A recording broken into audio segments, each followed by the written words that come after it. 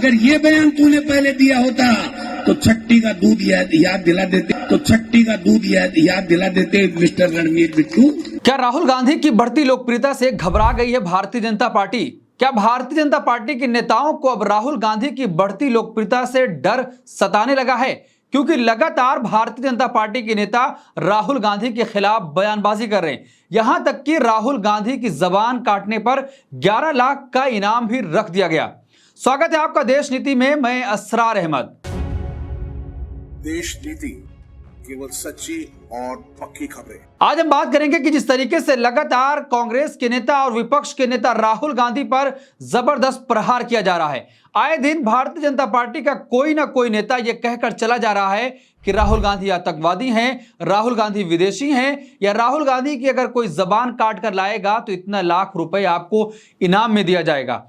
राहुल गांधी लगातार अपनी लोकप्रियता देश के लोगों में बढ़ाते चले जा रहे हैं। जिस तरीके से भारत जोड़ो यात्रा करके उन्होंने देश के लोगों से मुलाकात की और उनका हाल चाल जाना, और उसके बाद भारत जोड़ो न्याय यात्रा, फिर जब से चुनाव खत्म हुआ है लगातार राहुल गांधी कहीं ना कहीं लोगों से मिलते हुए दिखाई दे रहे हैं। इन तमाम चीजों को देखते हुए अब भारतीय जनता पार्टी को यह डर सताने लगा है कि कहीं राहुल गांधी नरेंद्र मोदी को पीछे तो नहीं छोड़ दिए। खुद प्रधानमंत्री नरेंद्र मोदी अब राहुल गांधी पर प्रहार कर रहे हैं। चुनाव के दौरान आपको याद होगा कि जिस तरीके से प्रधानमंत्री नरेंद्र मोदी पहले यह कह रहे थे कौन राहुल, लेकिन जब चुनाव खत्म होने लगा तो उन्होंने राहुल जी तक आ गए थे।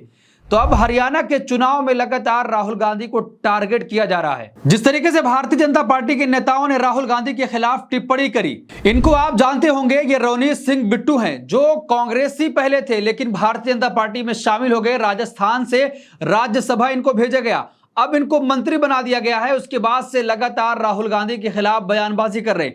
इन्होंने राहुल गांधी को साफ तौर पर आतंकवादी कहा। जिस पार्टी में रहते हुए 3 बार सांसद बने, अब उसी पार्टी के नेता को ये अपशब्द कह रहे हैं और गालियों से नवाज रहे हैं। एक और दूसरा नेता जो भारतीय जनता पार्टी के उत्तर प्रदेश में मिनिस्टर हैं, और दूसरे शिवसेना के नेता, और तीसरे जो बीजेपी के पूर्व एमएलए हैं, चारों लोगों ने राहुल गांधी के खिलाफ मोर्चा खोल दिया है। तो अब लोगों का साफ तौर पर यह कहना है कि लगातार राहुल गांधी की बढ़ती लोकप्रियता से भारतीय जनता पार्टी में बौखलाहट मची हुई है। जिस तरीके से कई नेताओं ने एक के बाद एक नेता राहुल गांधी के खिलाफ बयानबाजी कर रहे हैं।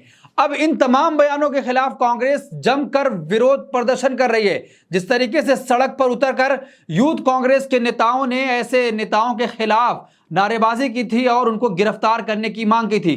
कांग्रेस के तमाम हाई कमान के नेताओं ने विरोध दर्ज जताया है और दिल्ली में एफआईआर भी दर्ज हो चुकी है। लेकिन राजस्थान, जहां से रवनीत सिंह बिट्टू आते हैं राज्यसभा के कोटे से, अब वहीं के कांग्रेस के नेता डोटासरा जो कांग्रेस के अध्यक्ष हैं, उन्होंने साफ तौर पर कह दिया है कि अगर तुम्हारे अंदर इतनी हिम्मत है तो राजस्थान आकर दिखा दो, छट्टी का दूध याद दिला दूंगा। है ये देश की जनता इस गांधी परिवार से इतना प्यार करती है कि ये जो जिस तरीके की बकवास और बेहुदी टिप्पणियां और बकवास करते हैं, ये गाली की भाषा की बात करते हैं, इनको राजस्थान में नहीं हिंदुस्तान में कहीं घुसने नहीं दिया जाएगा। ये याद रखने की बात है। अगर ये बयान तूने पहले दिया होता तो छट्टी का दूध याद दिला देते मिस्टर रणवीर बिट्टू। राजस्थान कांग्रेस के अध्यक्ष साफ तौर पर कह रहे हैं कि अगर राज्यसभा चुनाव से पहले तुमने ये बयान दे दिया होता तो छट्टी का दूध तुम्हें यहीं पर याद दिला देता और किसी भी सूरत में तुम राज्यसभा नहीं पहुंच सकते थे।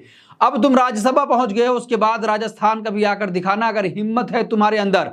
तो अब साफ तौर पर ऐसे नेताओं को खुली चेतावनी दे दी गई है कि अगर अब भी रुका नहीं गया, राहुल गांधी के खिलाफ ऐसी बयानबाजी नहीं रोकी गई, तो फिर ऐसे लोगों का हाल अब ऐसे ही होने वाला है। वो साफ तौर पर कह रहे हैं कि देश के किसी भी कोने में अगर हिम्मत है तो मिल जाओ, हम बता देंगे कि हम कौन हैं। उन्होंने ये भी कहा कि जो कांग्रेस छोड़कर जाना चाहते हैं उन्हें बिल्कुल जाने दिया जाए। हम जैसे कार्यकर्ता कांग्रेस के लिए समर्पित हैं और कांग्रेस में हमेशा रहेंगे।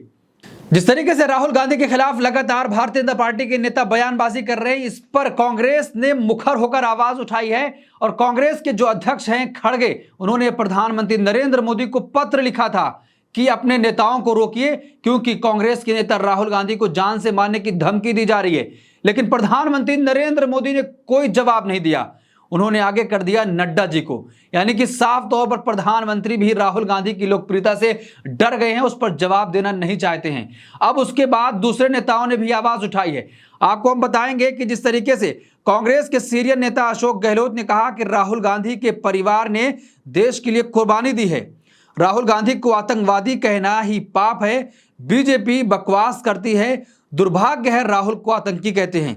बीजेपी के मंत्री नड्डा और मोदी सब चुप बैठे हैं, ये दुखद है। जिस तरीके से प्रधानमंत्री नरेंद्र मोदी की चुप्पी है वो कहीं ना कहीं ये सवालिया निशान खड़ा कर रही है कि आखिर विपक्ष के नेता को जान से मारने की धमकी दी जा रही है, आतंकवादी कहा जा रहा है, जबान काट कर लाए जाने पर 11 लाख का इनाम दिया जा रहा है, लेकिन प्रधानमंत्री नरेंद्र मोदी अभी तक एक शब्द भी नहीं बोले हैं।